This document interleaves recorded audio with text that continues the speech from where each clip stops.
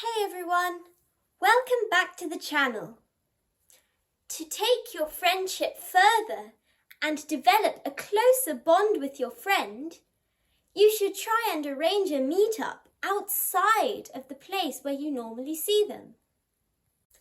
That way, you don't just speak to them, but you end up doing something together as well, which might be even more fun than just talking.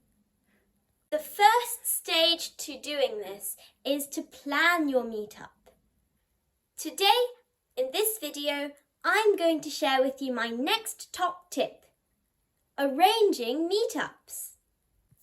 The first stage in arranging a meetup is to plan your meetup.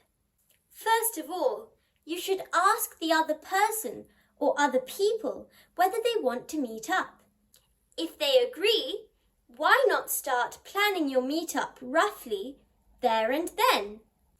Of course, if you need help from an adult to plan your meetup, it's fine to ask for it. It might be a good idea to plan your meetup well in advance, at least a week before. It's often useful to use the 4 W's when planning your meetup: who, what, when, and where, plus how. Number 1, who. The first step, who, involves deciding exactly who you want to meet up with. This can be just one other person, a few people, or even a group of people. For example, if you're having a party.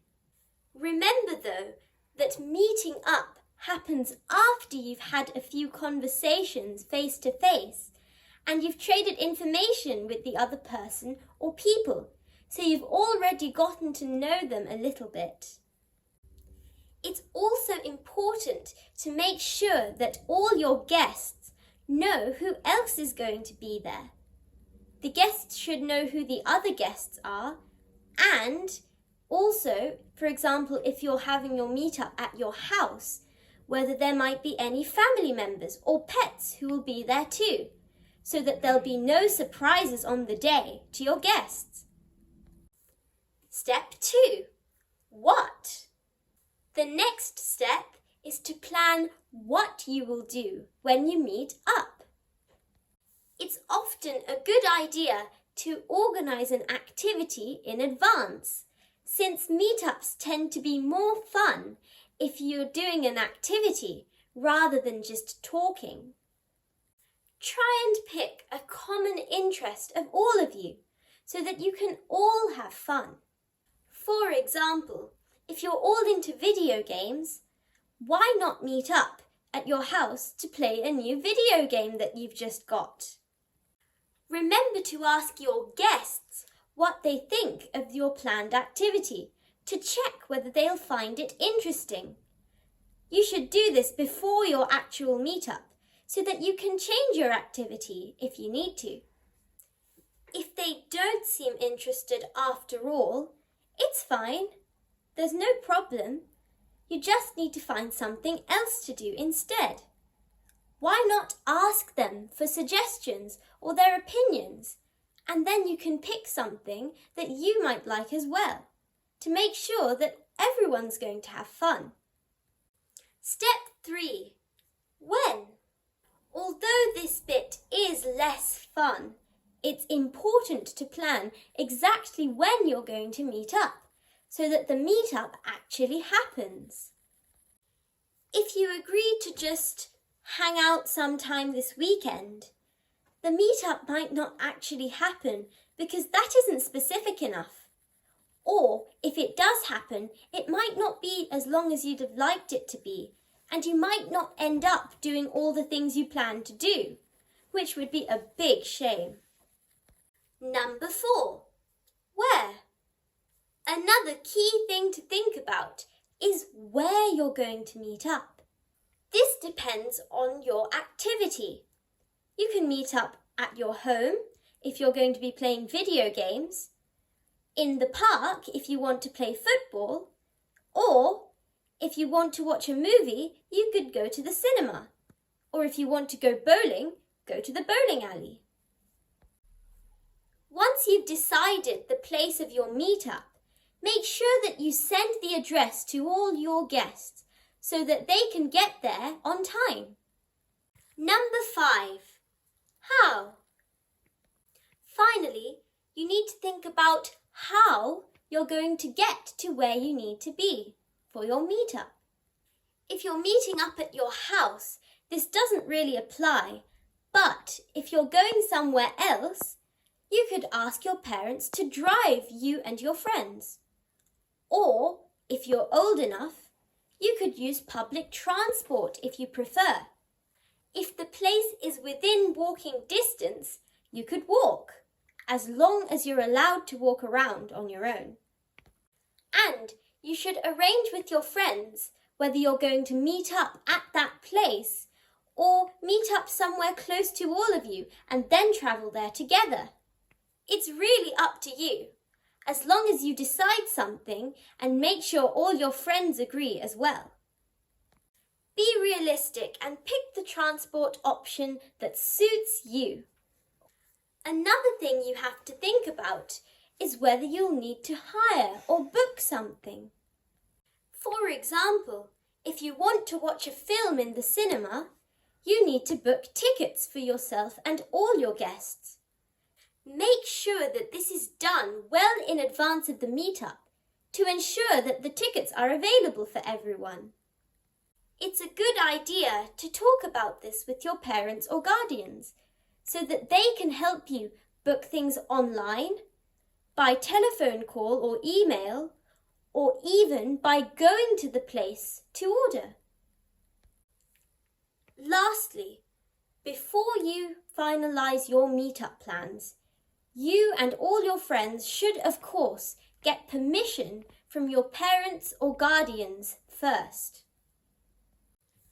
The second stage in arranging meetups is preparing for the meetup the day before.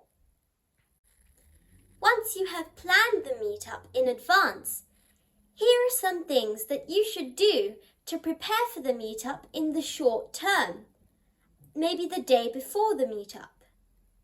Step 1. Follow up to remind your guests and confirm your plans. Remind your guests of the meetup a day or two in advance by email, text, or social media direct message. Don't put invitations or reminders on group chats on social media, because then people whom you haven't invited might see. They would then feel left out. This can also help you to finalise details, such as at exactly what time you are meeting. Step 2. Make sure that your room is clean and tidy if you're hosting the meetup at your house. Also, if there are any valuable or private things that you don't want your friends to look at or touch, it's better to put these away in a closed, locked cupboard so that your friends won't even see them. You should do this in advance of the meetup. It's rude to snatch things away from someone or to yell at them not to touch it after they've seen it. And this might make them feel confused or annoyed if you do end up doing either of those. So, it's best to think ahead and prevent this from happening by packing your valuable stuff away to prevent them from ever seeing it at all. Step 3. Make sure that there are alternative activities planned. You've already planned the main activity of the meetup, but it's always a good idea to have a few backups in case you or your friends get bored of this activity before the meetup is over. Again, try and base these backup activities on common interests of you and all your guests, and ask your friends for suggestions in advance. Let's do a quick recap of everything we've covered in today's video on arranging meetups. Planning a meetup in advance using the 4 W's plus how, and preparing for the meetup the day before. Following on from this video, in my next video, I'll cover my next tip, what to do on the day if you're hosting the meetup. I hope you found this video helpful. If you have any questions or comments on anything I've said, drop me a comment below and I'll reply as soon as possible. Don't forget to like and subscribe. Bye!